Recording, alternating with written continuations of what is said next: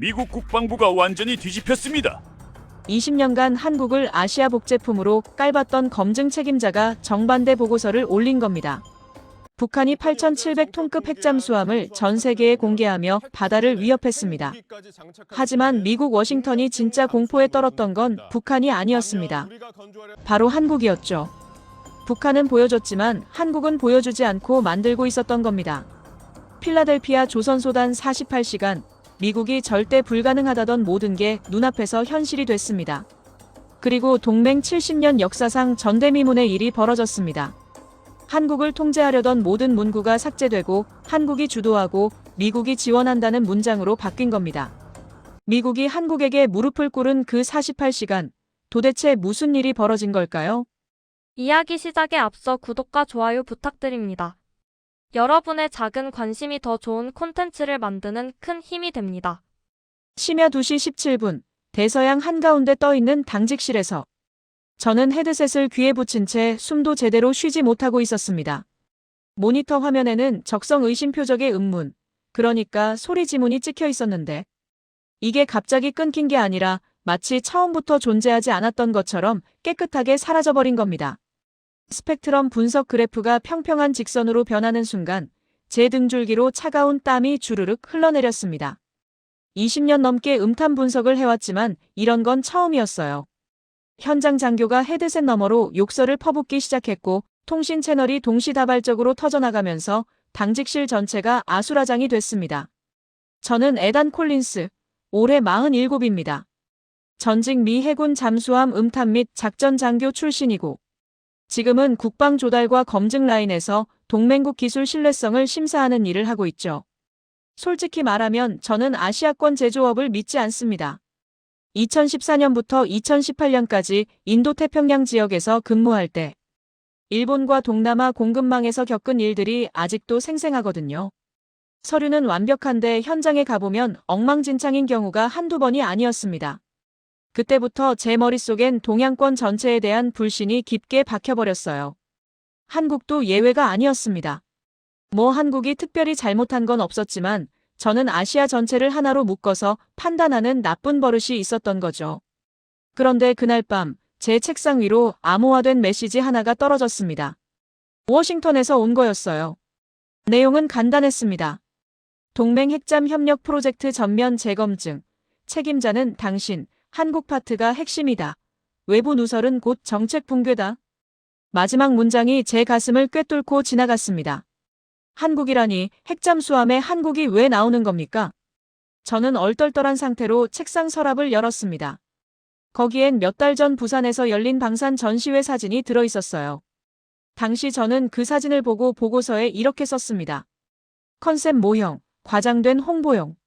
그런데 오늘 밤 그 문장이 부메랑처럼 되돌아와 제 목을 조이기 시작했습니다. 통신 채널에서 누군가 소리쳤습니다. 북한이 핵추진 잠수함 사진을 공개했다고요. 저는 코웃음을 쳤습니다. 북한이 핵잠수함이라니 말도 안 되는 소리죠.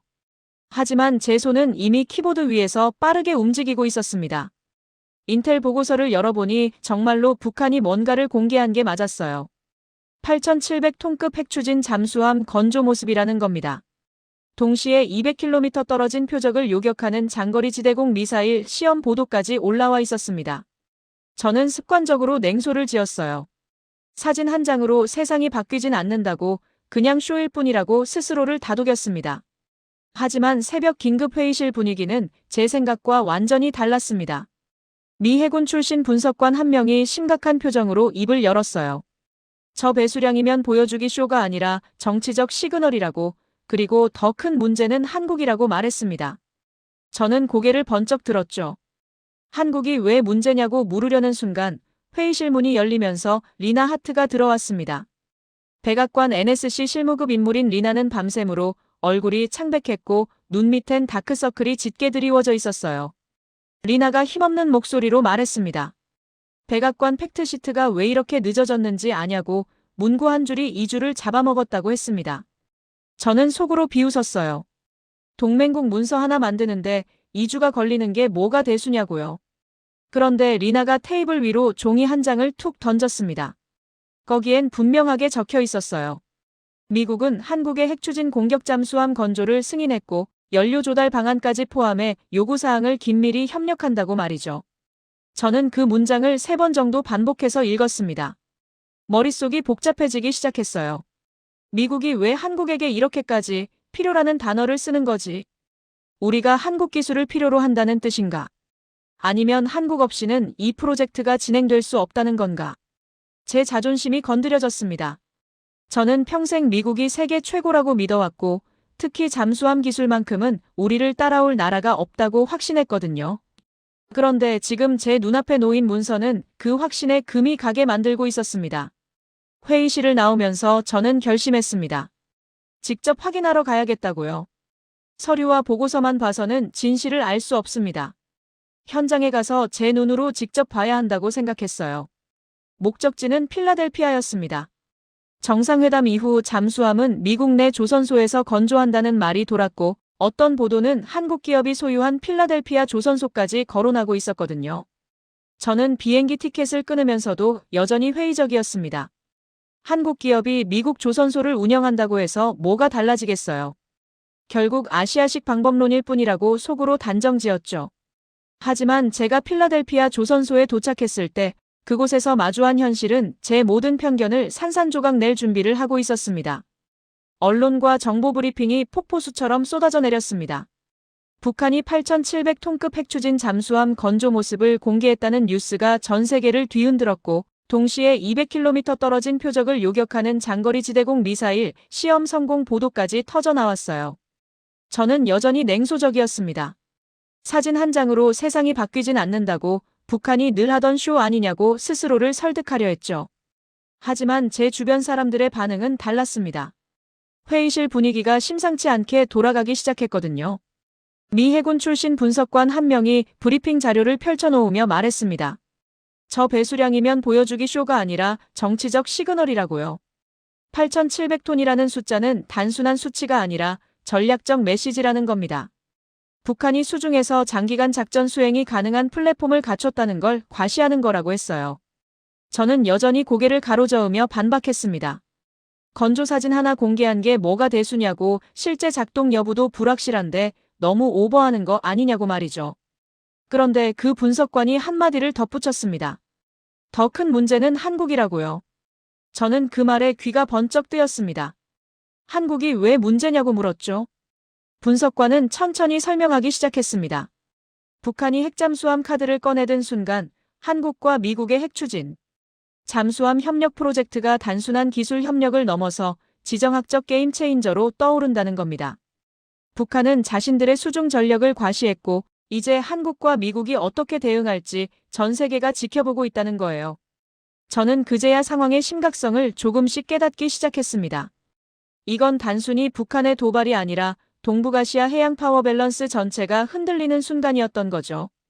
바로 그때 리나 하트가 회의실로 들어왔습니다. 리나는 백악관 NSC 실무급 인물로 팩트시트 문구 정리와 법적 예외 조항 검토를 담당하는 사람이에요. 밤샘 작업으로 얼굴이 창백했고 목소리엔 피로가 가득했습니다. 리나가 테이블에 서류 뭉치를 내려놓으며 한숨을 쉬었어요. 백악관 팩트시트가 왜 이렇게 늦어졌는지 아냐고 문구 한 줄이 2주를 잡아먹었다고 말했습니다. 저는 속으로 비웃었어요.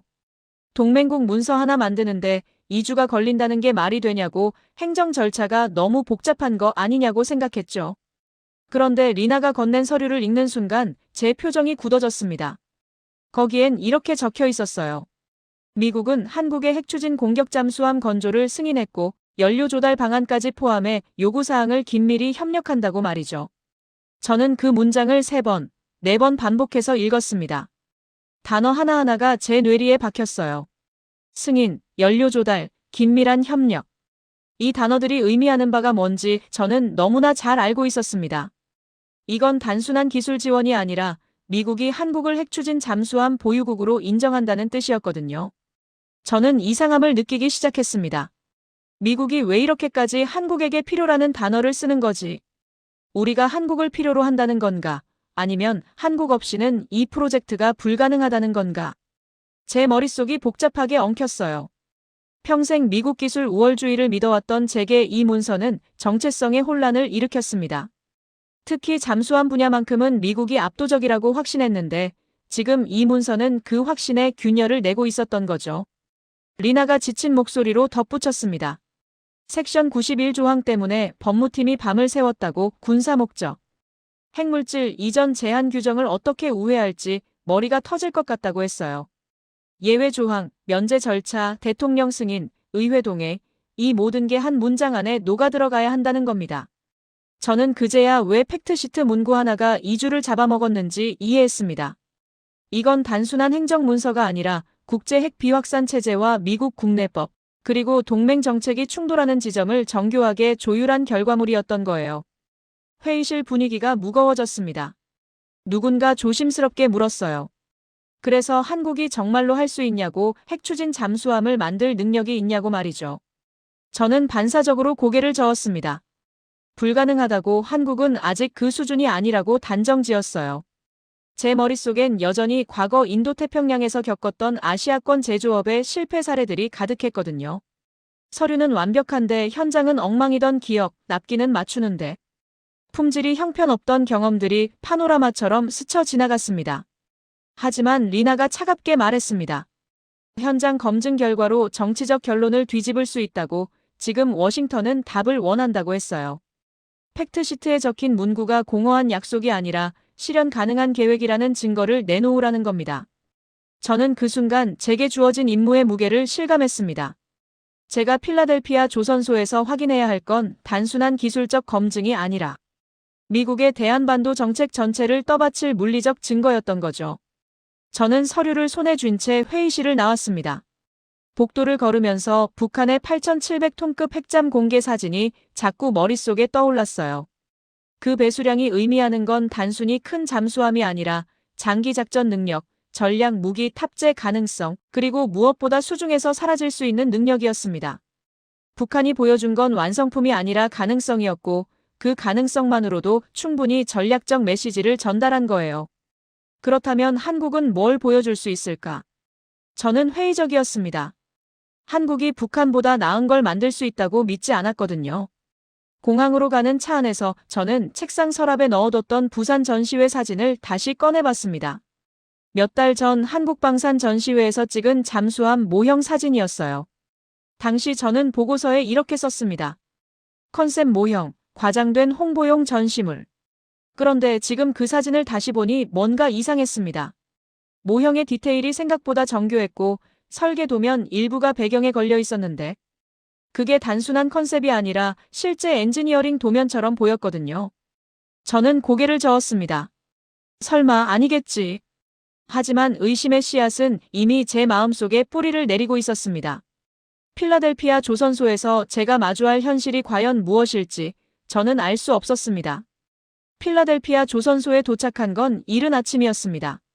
겨울바람이 차갑게 얼굴을 핥히고 지나갔고 조선소 정문 위로는 한국 기업 로고가 선명하게 걸려 있었어요.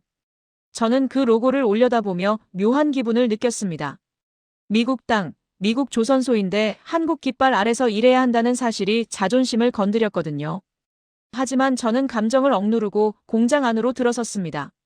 거대한 선체 블록들이 크레인에 매달려 천천히 이동하고 있었고 용접 불꽃이 사방에서 튀어 올랐어요. 현장은 생각보다 체계적으로 돌아가고 있었습니다. 그런데 제가 검증팀 사무실에 들어서자마자 한국 측 책임자와 마주쳤습니다. 윤설인 38살의 한국 조선 및 잠수함 체계 통합 엔지니어였어요. 키는 중간 정도였고 단발머리에 안경을 쓰고 있었습니다. 첫인상은 차가웠어요. 말투는 짧고 정확했고 불필요한 인사말 하나 없이 바로 본론으로 들어가는 스타일이었죠. 저는 그런 윤설인이 마음에 들지 않았습니다. 아니, 솔직히 말하면 한국 사람이라는 것 자체가 마음에 들지 않았던 거예요. 저는 윤설인과 악수도 제대로 하지 않은 채 첫 마디를 던졌습니다. 당신들은 늘 그렇다고 보고서는 완벽한데 실물은 지연투성이라고 아시아권은 다 똑같다고 말했어요. 제 목소리엔 경멸이 섞여 있었습니다. 과거 인도태평양에서 겪었던 실패 사례들이 머릿속을 스쳐 지나가면서 분노가 치밀어 올랐거든요. 일본 공급망에서 서류만 믿고 계약했다가 납기를 2달이나 넘긴 사건, 동남아 협력사가 품질 검사를 속여 넘긴 일, 그 모든 기억이 윤설인 앞에 서 있는 지금 이 순간 폭발해버린 겁니다. 윤설이는 눈도 깜빡이지 않았습니다. 차갑게, 아주 차갑게 저를 쳐다보며 한마디 했어요. 그 말 현장에서 철회하실 겁니다. 내일까지요. 저는 기가 막혀서 웃었습니다. 내일이라니, 내일까지 뭘 어쩌겠다는 거냐고 반문했죠. 잠수함은 장난감이 아니라고, 하루 이틀 만에 증명할 수 있는 게 아니라고 목소리를 높였습니다. 하지만 윤설이는 아무 말도 하지 않았어요. 그저 공장 현장 쪽을 가리키며 저를 따라오라는 손짓만 했습니다. 저는 코웃음을 치며 그 뒤를 따라갔습니다. 현장에 들어서자 엔지니어들이 분주하게 움직이고 있었습니다. 용접 검사가 한창이었는데 비파괴 검사 장비에서 경고음이 울렸어요. 용접부에 미세결함이 발견됐다는 신호였습니다. 저는 속으로 쾌재를 불렀습니다. 봐라, 역시 문제가 터지잖아. 한국팀은 결국 완벽하지 못하다고 생각했죠. 미국 측 검사관이 즉시 보고서 작성에 들어갔고 한국팀과 미국팀 사이에 긴장이 흐르기 시작했습니다. 그런데 윤설인이 침착하게 현장으로 걸어갔습니다. 검사 데이터를 직접 확인하더니 용접사를 불러 뭔가 지시했어요. 용접사가 고개를 끄덕이고 즉시 제 작업에 들어갔습니다. 저는 그 모습을 지켜보며 중얼거렸어요. 제 작업이면 일정이 밀리겠네. 결국 지연되는 거 아니냐고 말이죠. 하지만 윤설이는 제 말을 무시했습니다. 그저 묵묵히 현장을 지휘할 뿐이었어요. 그날 밤 작은 사건들이 연속으로 터졌습니다. 먼저 미국 해군 규격 문서 해석을 놓고 미국 팀과 한국 팀이 충돌했어요. 같은 규격서를 보고 있는데 해석이 달랐던 겁니다.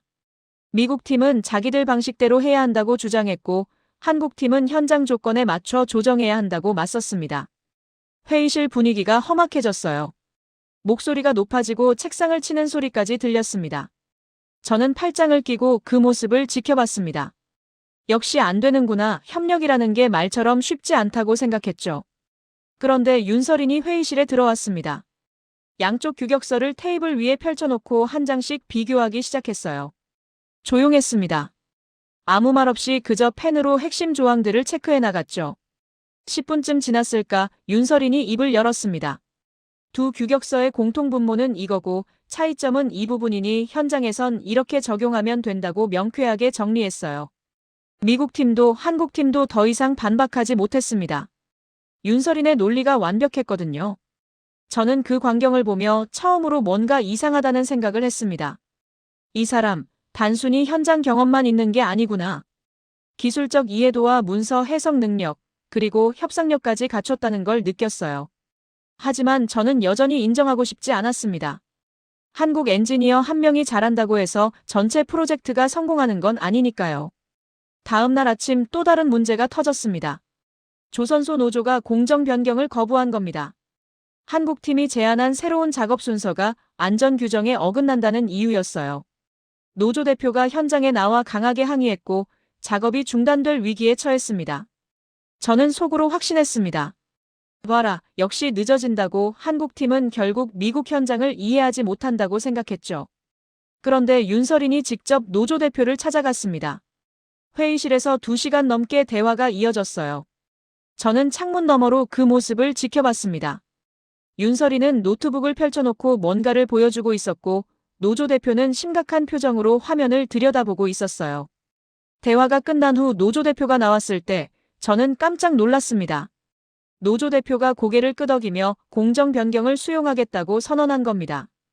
어떻게 설득한 거냐고 물었더니 윤설인이 안전 시뮬레이션 데이터를 보여줬다고 했어요.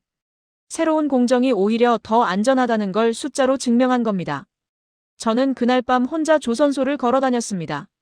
불빛이 꺼진 공장 안은 고요했고 거대한 선체 블록들이 어둠 속에서 거인처럼 서 있었어요. 저는 그 블록들을 만지작거리며 생각에 잠겼습니다. 제가 틀렸을까? 한국을 너무 과소평가한 건 아닐까? 하지만 자존심이 그 생각을 밀어냈어요. 아직 끝난 게 아니라고, 진짜 시험은 이제부터라고 스스로를 다독였습니다. 그렇게 첫날 밤이 지나갔습니다. 새벽 3시 조선소 검사실에서 장비 고장 경보음이 울렸습니다. 비파괴 검사 장비가 갑자기 멈춰버린 겁니다. 엔지니어들이 긴급 점검에 들어갔지만 원인을 찾지 못했어요. 저는 당직실에서 그 소식을 들으며 한숨을 쉬었습니다. 역시 이런 식으로 지연되는구나. 한국팀이 아무리 잘해봤자 외부 변수를 컨트롤할 순 없다고 생각했죠. 하지만 1시간 후 현장에서 보고가 올라왔습니다. 한국팀이 대체 장비를 급히 구해 임시 검증 루프를 구성했다는 겁니다. 저는 믿기지 않아서 직접 현장으로 내려갔습니다. 검사실에는 한국 엔지니어 3명이 대체 장비를 설치하고 있었어요. 윤설인도 그곳에 있었습니다. 그는 노트북으로 실시간 데이터를 확인하면서 엔지니어들에게 지시를 내리고 있었죠. 저는 윤설인에게 물었습니다. 대체 장비로 정확한 검증이 가능하냐고, 미국 해군 규격을 충족시킬 수 있냐고 말이에요. 윤설인은 고개도 돌리지 않은 채 대답했습니다. 가능하다고, 이미 시뮬레이션으로 검증했다고 했어요. 저는 여전히 회의적이었습니다. 시뮬레이션과 실제는 다르다고, 현장에서 예상치 못한 변수가 얼마나 많이 터지는지 아냐고 따졌죠. 윤설인이 그제야 저를 쳐다봤습니다. 눈빛이 차가웠어요. 당신이 믿든 말든 우리는 해야 한다고, 일정을 놓치면 전체 프로젝트가 흔들린다는 걸 모르냐고 되물었습니다. 저는 할 말이 없었어요. 윤설인의 말이 맞았거든요. 이 프로젝트는 단순한 기술 검증이 아니라 미국 대한반도 정책 전체를 떠받치는 물리적 증거였으니까요. 그날 오전 리나 하트가 화상회의로 끼어들었습니다. 워싱턴에서 또 압박이 들어온 겁니다. 리나는 법 조항과 연료 문제로 미쳐가고 있었어요. 군사 목적 핵물질 이전 제한, 예외 조항, 면제 절차, 대통령 승인, 의회 동의, 이 모든 게 한 문장 안에 들어가야 한다는 겁니다. 리나가 말했습니다. 연료 농축도를 20% 이하로 제한하는 방향으로 가닥을 잡았다고, 하지만 기술적으로 가능한지 확인이 필요하다고 했어요. 윤설인이 화상회의 화면을 보며 침착하게 답했습니다. 연료는 저농축 쪽으로 설계 전제를 잡았다고, 우리는 작전 능력이 아니라 안전과 지속성을 판다고 말했어요. 저는 그 말을 듣고 코웃음을 쳤습니다. 듣기 좋은 말이지만 진짜로 할 수 있냐고, 저농축 연료로 핵추진 잠수함을 운용하는 게 얼마나 어려운지 아냐고 비아냥거렸죠. 윤설인이 저를 똑바로 쳐다보며 한마디 했습니다. 그 질문, 미국이 우리에게 했다는 게 지금 이방의 모순이라고요. 저는 순간 말문이 막혔습니다.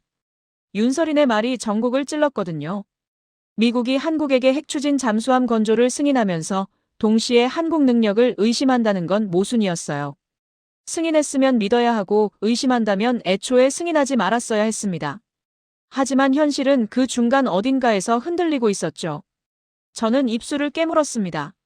제 편견이 논리로 포장되어 드러나는 순간이었거든요. 리나가 화상회의를 끊고 나서 저는 윤설인에게 물었습니다. 부산 전시회 사진을 어떻게 아냐고요? 윤설인이 빙긋 웃었습니다. 그 사진은 내부 자료였다고, 당신이 컨셉 모형이라고 보고서에 썼다는 것도 안다고 말했어요. 저는 당황했습니다. 어떻게 그걸 아냐고 따져 물었죠. 윤설인이 차분하게 답했습니다. 당신은 그때 이미 봤다고, 근데 믿기 싫어서 컨셉이라고 썼다고 했어요.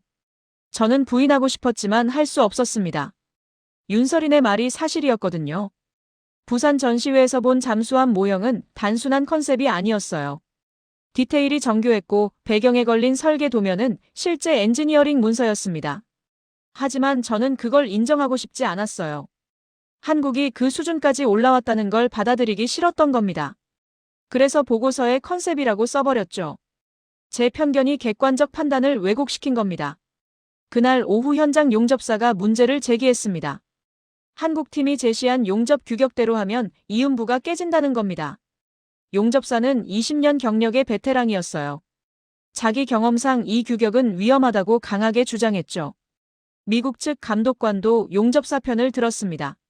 현장 경험을 무시하면 안 된다고, 한국팀이 도면만 보고 판단한 거 아니냐고 따졌어요. 윤설이는 아무 말 없이 현장으로 내려갔습니다. 샘플 재료를 가져오라고 지시했어요. 그리고 그 자리에서 즉석 파단 시험을 시작했습니다. 용접사가 제안한 방식과 한국팀이 제시한 방식, 두 가지를 모두 적용해 샘플을 만들었어요. 그리고 인장 시험기에 걸어 하중을 가했습니다. 결과는 명확했습니다. 한국팀 방식이 더 높은 하중을 견뎠어요. 용접사는 할 말을 잃었고 미국 측 감독관도 침묵했습니다. 저는 그 광경을 지켜보며 처음으로 제 확신이 흔들리는 걸 느꼈습니다. 한국팀은 추측이나 경험에 의존하지 않았어요. 데이터로 증명하고 실물로 검증했습니다. 속도가 빠른 게 무모해서가 아니라 체계가 탄탄해서였던 겁니다. 저는 그동안 한국을 복제자로, 추격자로만 봤어요. 선진국 기술을 베끼는 후발주자라고 단정 지었죠. 하지만 지금 제 눈앞에서 벌어지는 일은 복제가 아니었습니다. 독자적 방법론이었어요.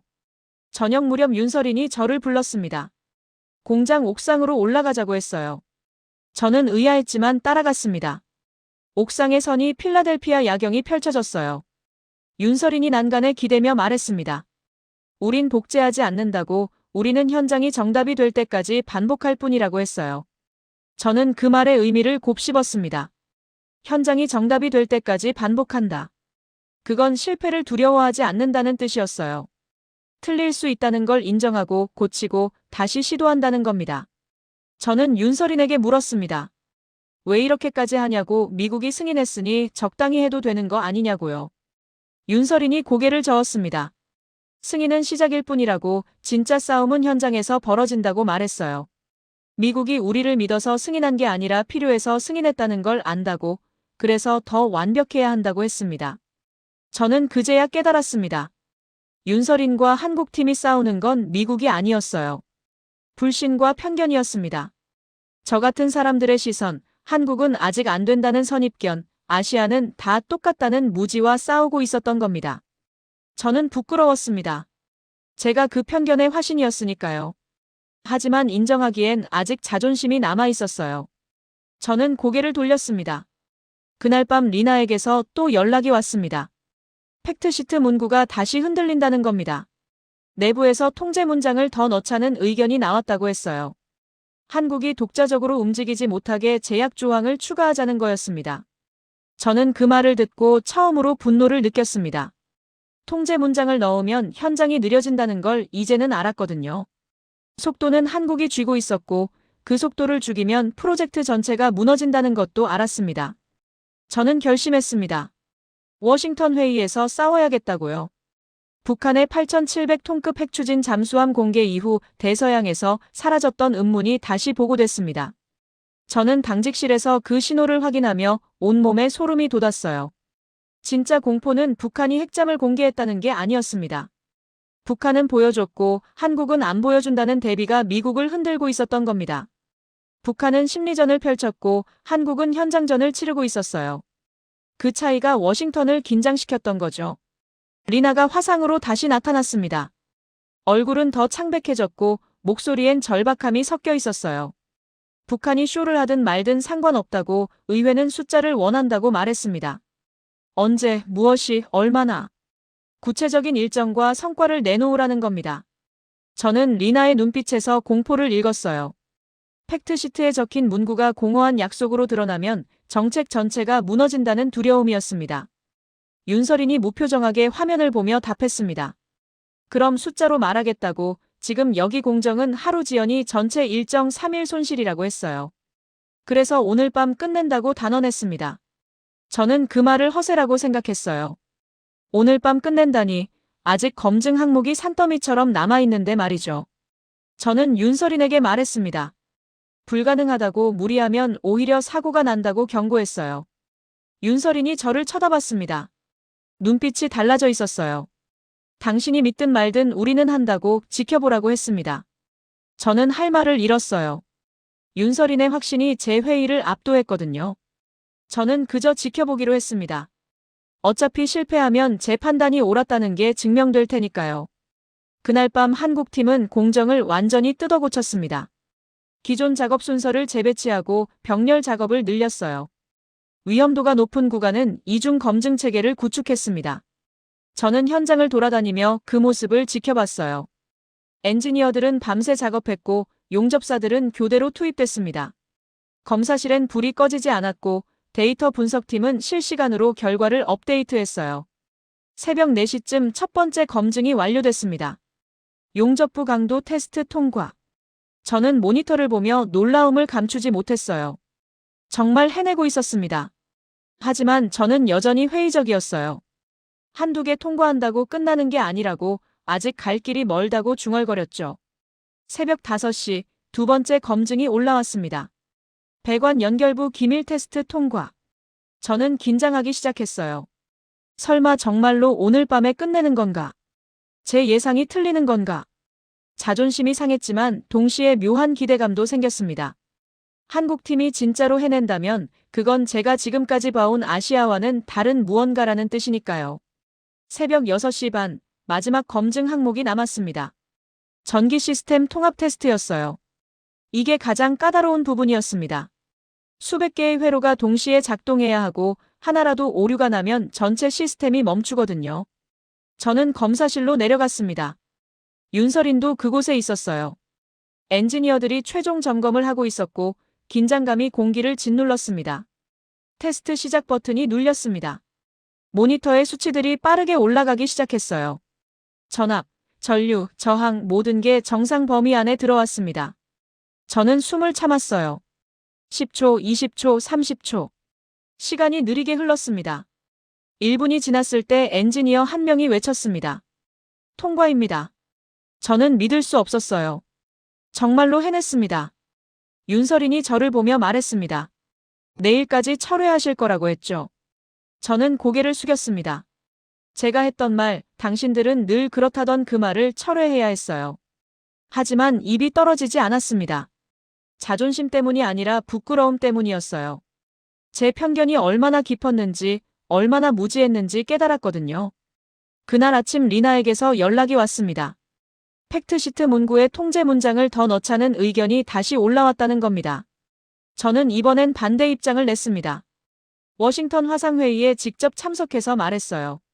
통제하려고 문장을 늘리면 현장이 느려진다고, 결국 우리는 시간을 잃는다고 했습니다. 지금 속도는 한국이 쥐고 있다고, 그 속도를 죽이면 프로젝트가 무너진다고 주장했어요. 회의실이 조용해졌습니다. 제가 가장 싫어하던 결론을 제가 스스로 말하고 있었거든요. 미국이 한국에 의존한다는 사실을 인정하는 순간이었습니다. 저는 그 말을 하면서 묘한 해방감을 느꼈어요. 편견을 내려놓는 게 이렇게 홀가분한 건지 몰랐습니다. 회의가 끝나고 저는 윤설인을 찾아갔습니다. 사과하려고 했어요. 하지만 말이 나오지 않았습니다. 무슨 말부터 해야 할지 몰랐거든요. 윤설인이 먼저 입을 열었습니다. 사과는 필요 없다고 대신 한 가지만 부탁한다고 했어요. 다음에 또 컨셉이라고 쓰지 말라고 말했습니다. 저는 고개를 끄덕였습니다. 약속한다고 다시는 그런 실수 안 한다고 답했어요. 윤설인이 빙긋 웃었습니다. 그 미소엔 승리감이 아니라 안도감이 담겨 있었어요. 저는 그제야 윤설인이 쌓아온 게 뭔지 알았습니다. 기술이 아니라 불신이었고 성과가 아니라 편견이었던 겁니다. 그날 밤 저는 책상 서랍에서 부산 전시회 사진을 다시 꺼냈습니다. 몇 달 전엔 컨셉 모형으로 봤던 그 사진을 이젠 다르게 볼 수 있었어요. 이건 컨셉이 아니라 예고편이었습니다. 한국이 무엇을 할 수 있는지 미리 보여준 신호였던 거죠. 저는 그걸 놓쳤어요. 아니, 보고도 인정하지 않았습니다. 제 편견이 눈을 가렸던 겁니다. 저는 그 사진 위에 새 메모를 썼습니다. 컨셉이 아니었다. 우리는 그때 이미 늦었다고 적었어요. 그리고 서랍을 닫았습니다. 이제 과거는 과거로 남겨두고 현실을 직시해야 했습니다. 한국이 만든 현실을 인정하는 게 제가 할 일이었으니까요. 필라델피아 조선소에서 48시간이 흘렀습니다. 불가능이 납득으로 바뀌는 시간이었어요. 저는 그 과정을 지켜보며 제 세계관이 조금씩 무너지는 걸 느꼈습니다. 한국팀은 멈추지 않았어요. 오히려 속도를 높였습니다. 검증 항목이 하나씩 완료될 때마다 다음 단계로 즉시 넘어갔고 문제가 터지면 현장에서 바로 해결했어요.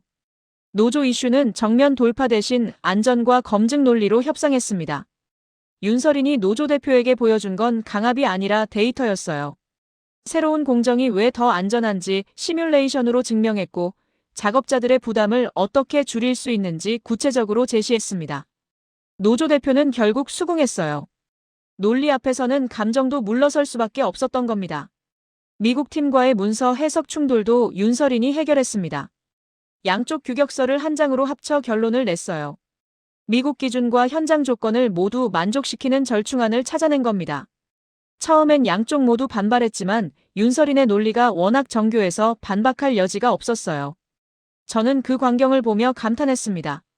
이 사람은 엔지니어인 동시에 협상가였던 거죠. 새벽 3시가 되자 또 다른 문제가 터졌습니다. 검사 장비가 멈춘 겁니다. 비파괴 검사를 진행하던 중 갑자기 전원이 나가버렸어요. 엔지니어들이 긴급 점검에 들어갔지만 원인을 찾지 못했습니다. 일반적이라면 여기서 작업이 중단됐을 겁니다. 새 장비를 구하려면 최소 이틀은 걸리니까요. 하지만 한국팀은 달랐습니다. 윤서린이 즉시 대체 장비를 구해오라고 지시했어요. 근처 협력사에서 장비를 빌려왔고 1시간 만에 임시 검증 루프를 구성했습니다. 저는 그 속도에 놀랐어요. 계획 B에서 플랜 C로 넘어가는데 1분도 안 걸렸거든요. 일반적인 프로젝트라면 회의부터 소집했을 텐데 한국팀은 회의 없이 즉시 실행에 옮겼습니다. 저는 윤서린에게 물었습니다. 어떻게 이렇게 빨리 결정하냐고, 위험평가는 안 하냐고요. 윤서린이 답했습니다. 위험평가는 이미 머릿속에서 끝났다고, 지금은 실행할 시간이라고 했어요. 저는 그 말에 섬뜩함을 느꼈습니다. 이 사람은 여러 시나리오를 동시에 돌리고 있었던 겁니다. 플랜 A가 실패할 경우를 대비해 플랜 B와 C를 미리 준비해뒀던 거죠. 오전 8시쯤 현장 용접사가 반발했습니다. 한국팀이 제시한 용접 규격이 현실성이 없다는 겁니다. 이 규격대로 하면 이음부가 깨진다고 주장했어요. 용접사는 25년 경력의 베테랑이었습니다. 자기 경험을 믿는다고 도면만 보고 판단하는 건 위험하다고 강하게 항의했죠. 윤서린은 논쟁하지 않았습니다. 대신 샘플을 만들자고 제안했어요. 용접사가 주장하는 방식과 한국팀 방식 두 가지를 모두 적용해 실물 샘플을 제작한 겁니다. 그리고 파단 시험에 들어갔어요. 인장 시험기에 샘플을 걸고 하중을 서서히 올렸습니다. 모두가 지켜보는 가운데 결과가 나왔어요. 한국팀 방식이 더 높은 하중을 견뎠습니다. 용접사는 할 말을 잃었습니다. 미국 측 감독관도 침묵했어요. 숫자는 거짓말을 하지 않았습니다. 윤서린이 조용히 말했어요. 경험도 중요하지만 데이터가 더 정확하다고, 우리는 둘 다 존중한다고 했습니다.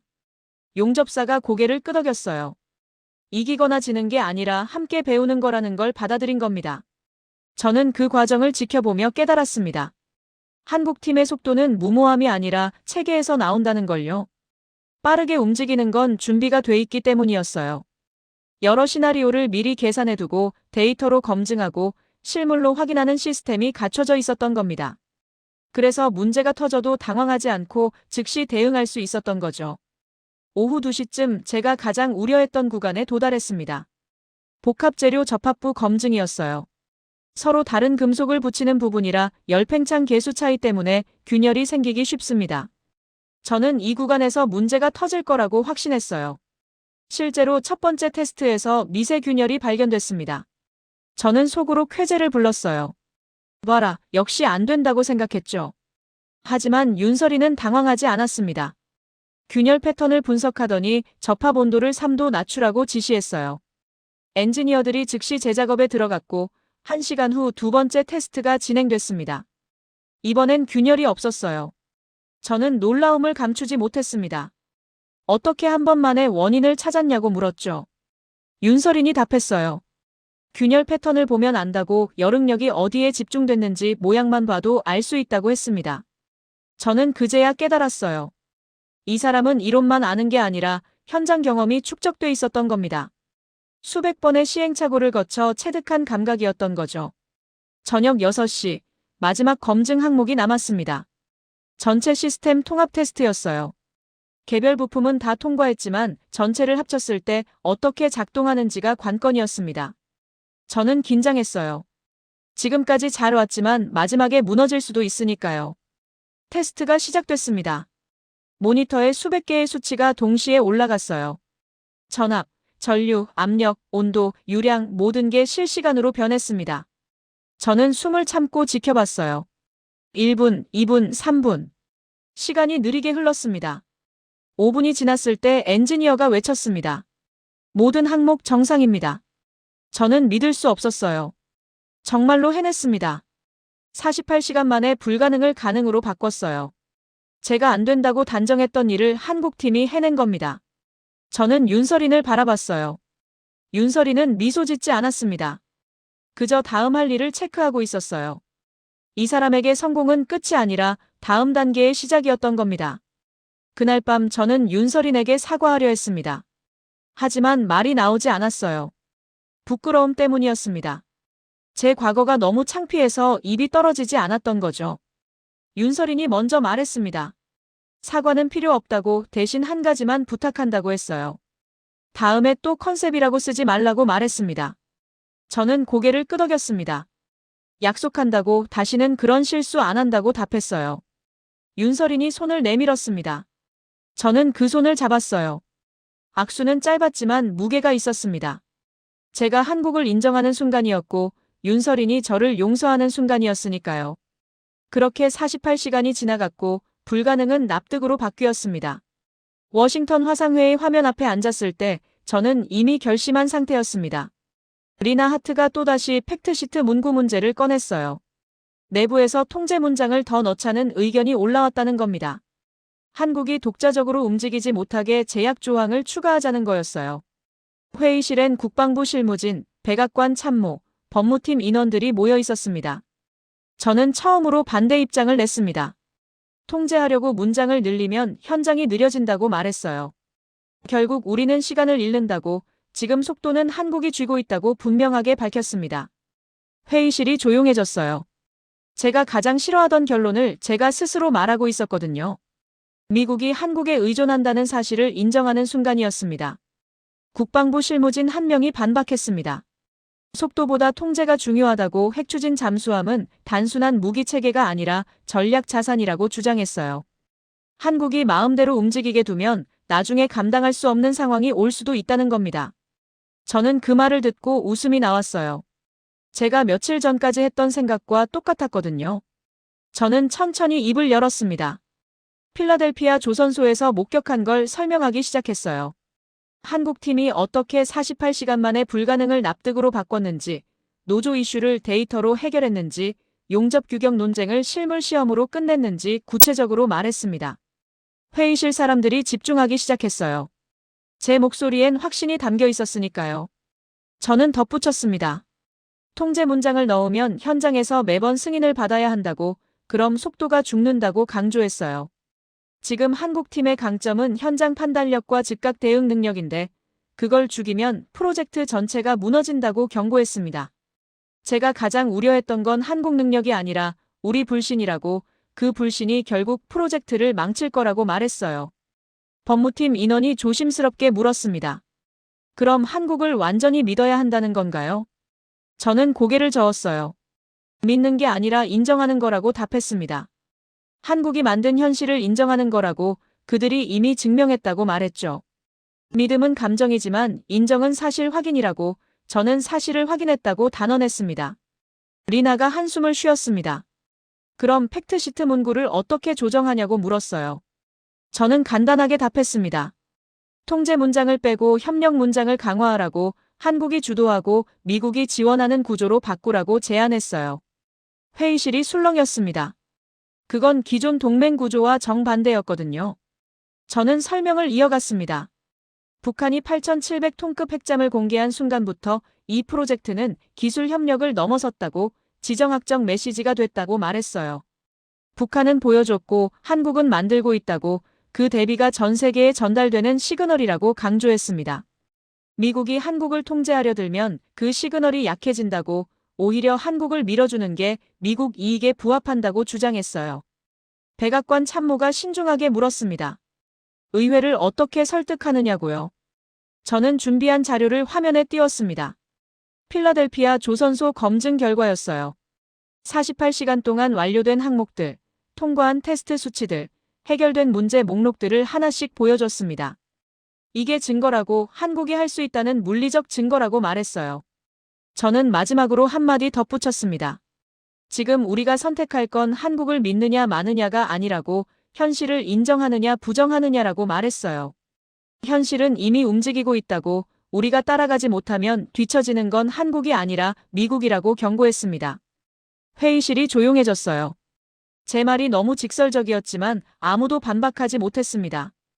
회의가 끝나고 리나가 개인 메시지를 보냈습니다. 당신이 변했다고 며칠 전만 해도 한국을 불신하더니 지금은 옹호하고 있다고 했어요. 저는 답장을 보냈습니다. 변한 게 아니라 눈을 뜬 거라고, 편견이 벗겨지니 현실이 보였다고 말했죠. 그날 밤 저는 윤서린을 찾아갔습니다. 사과하고 싶었어요. 하지만 말이 나오지 않았습니다. 제 과거가 부끄러워서 입이 떨어지지 않았던 겁니다. 윤서린이 먼저 말했어요. 사과는 필요 없다고, 대신 한 가지만 부탁한다고 했습니다. 다음에 또 컨셉이라고 쓰지 말라고요. 저는 고개를 끄덕였습니다. 약속한다고 답했어요. 윤서린이 미소 지었습니다. 그 미소엔 승리감이 아니라 안도감이 담겨 있었어요. 저는 그제야 윤서린이 쌓아온 게 뭔지 알았습니다. 기술이 아니라 불신이었고 성과가 아니라 편견이었던 겁니다. 저는 윤서린에게 물었습니다. 왜 이렇게까지 하냐고, 미국이 승인했으니 적당히 해도 되는 거 아니냐고요. 윤서린이 고개를 저었어요. 승인은 시작일 뿐이라고, 진짜 싸움은 현장에서 벌어진다고 말했습니다.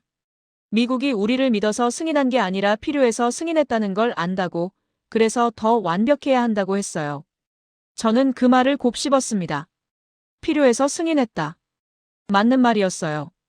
미국은 한국을 신뢰해서가 아니라 북한 위협에 대응하기 위해 필요해서 승인한 겁니다. 하지만 윤서린은 그걸 굴욕으로 받아들이지 않았어요. 오히려 기회로 봤습니다.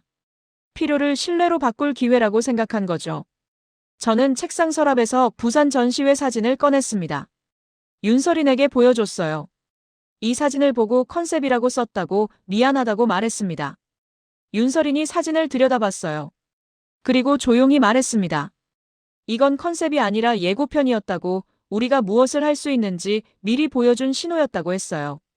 저는 고개를 끄덕였습니다. 이제 알았다고, 늦었지만 이해했다고 답했어요. 윤서린이 사진을 돌려줬습니다. 저는 그 사진 위에 새 메모를 썼어요. 컨셉이 아니었다.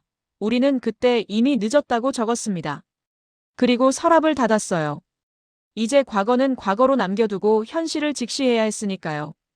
그날 밤 저는 대서양 당직실로 돌아갔습니다. 며칠 전 사라졌던 그 음문이 다시 보고됐거든요. 헤드셋을 쓰고 신호를 확인했습니다. 이번엔 적성 표적이 아니었어요. 아군 테스트 신호였습니다. 저는 그 소리를 들으며 깨달았어요. 진짜 공포는 북한이 핵잠을 공개했다는 게 아니라 한국이 안 보여준다는 거였습니다. 북한은 심리전을 펼쳤고 한국은 현장전을 치르고 있었던 겁니다. 저는 혼잣말처럼 중얼거렸습니다. 한국을 믿는 게 아니라 한국이 만든 현실을 인정하는 거라고요. 그게 제가 배운 교훈이었습니다. 북한의 8,700톤급 핵추진 잠수함 공개는 지역 긴장을 끌어올렸습니다. 언론은 연일 북한 위협을 보도했고 전문가들은 동북아시아 파워 밸런스 변화를 논했어요.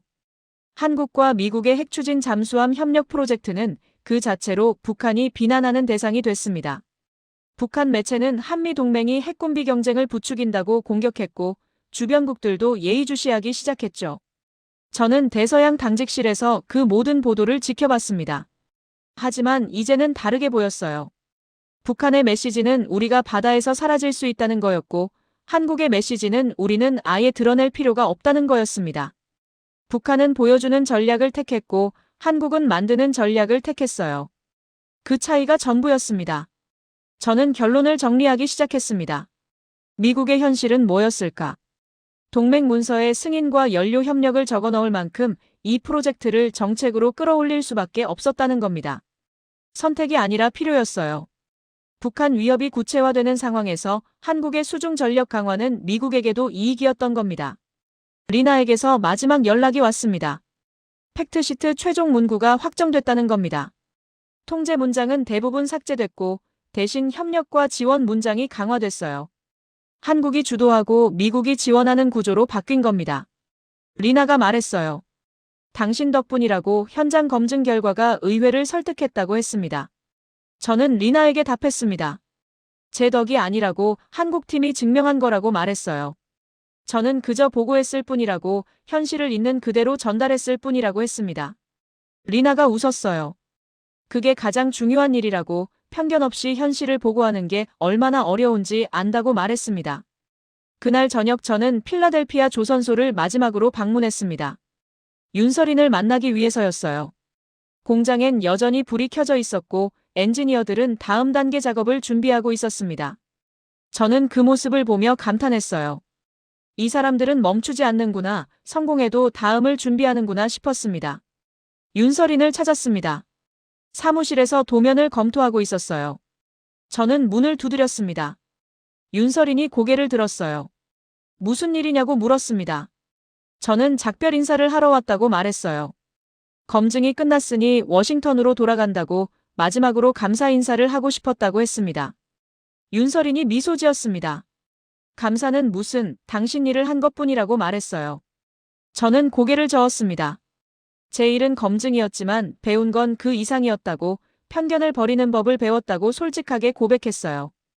윤서린이 자리에서 일어났습니다. 저와 악수를 청했어요. 저는 그 손을 잡았습니다. 윤서린이 말했습니다.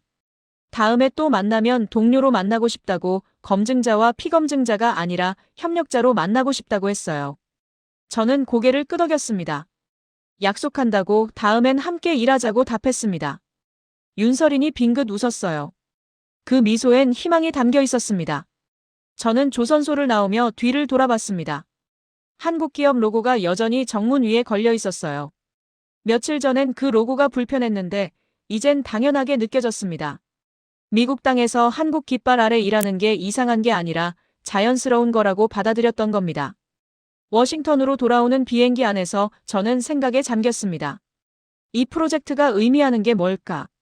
단순히 한국이 핵추진 잠수함을 갖는다는 게 아니었어요. 동맹 구조가 바뀐다는 거였습니다. 미국이 일방적으로 제공하고 한국이 받는 구조에서 한국이 주도하고 미국이 지원하는 구조로 전환되는 거였어요. 저는 그 변화를 두려워하지 않기로 했습니다. 변화는 위협이 아니라 기회라고, 한국이 강해지는 게 미국에게도 이익이라고 받아들이기로 했어요.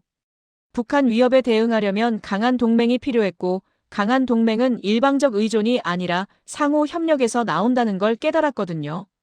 워싱턴에 도착해서 저는 보고서를 작성했습니다. 필라델피아 조선소 검증 결과를 정리했어요.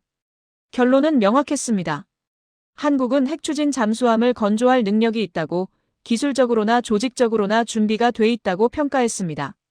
통제가 아니라 협력이 필요하다고, 미국이 한국을 제약하면 오히려 프로젝트가 지연될 거라고 경고했어요. 보고서를 제출하고 나서 저는 책상 서랍을 열었습니다. 부산 전시회 사진이 그대로 있었어요. 제가 썼던 옛 메모 위에 새 메모가 겹쳐져 있었습니다. 컨셉이 아니었다. 우리는 그때 이미 늦었다는 문장이요. 저는 그 사진을 다시 들여다봤습니다. 이제는 다르게 보였어요. 경고가 아니라 약속처럼 느껴졌습니다. 한국이 무엇을 할 수 있는지 보여준 약속이었던 거죠. 마지막 장면, 저는 대서양 당직실로 돌아갔습니다. 헤드셋을 다시 쓰고 모니터를 켰어요. 그 사라졌던 소리가 돌아와 있었습니다. 이번엔 적성 표적이 아니라 아군 테스트 신호였어요.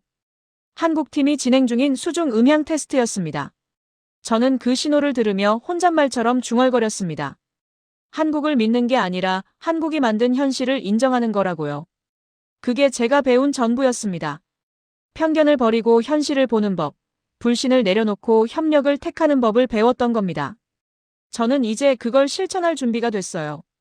카메라가 서랍 속 사진을 다시 비춥니다. 에단의 옛 보고서 위에 새 메모가 겹쳐져 있어요. 컨셉이 아니었다. 우리는 그때 이미 늦었다는 문장이 선명하게 보입니다. 그리고 화면이 천천히 어두워지며 이야기가 끝납니다.